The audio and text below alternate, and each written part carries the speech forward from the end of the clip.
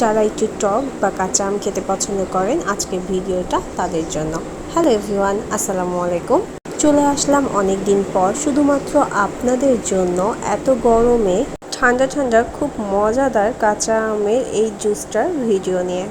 So চলেন আর দেরি না করি ভিডিওটা শুরু করা যাক। সো এইখানে আমি মিডিয়াম সাইজের 2টা কাঁচা আম নিয়ে নিয়েছি। আপনারা চাইলে যে কোনো আম নিয়ে নিতে পারেন। আমগুলো ভালো মতো ধুয়ে পরিষ্কার করে নিয়েছি। এখন প্রেসার কুকারে সামান্য কিছু পানি দিয়ে আমগুলো সিদ্ধ করে নিব।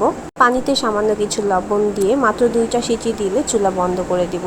আম সিদ্ধ হয়ে যাওয়ার পরে খুব সহজভাবে আম থেকে আমের চোচাগুলো উঠিয়ে নিব।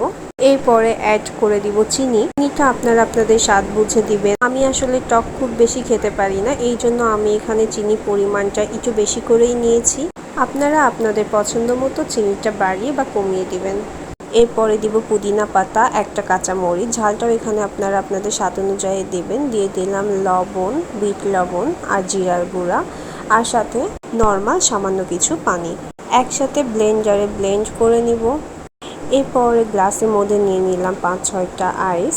তারপরে সামান্য কিছু ঠান্ডা পানি দিয়ে দিলাম। জাস্ট এখন সবগুলো উপকরণ একসাথে মিক্সড করে এই মজাদার শরবতটা বানিয়ে নেব। সবাই অনেক বেশি ভালো থাকবেন, সুস্থ থাকবেন। আল্লাহ হাফেজ।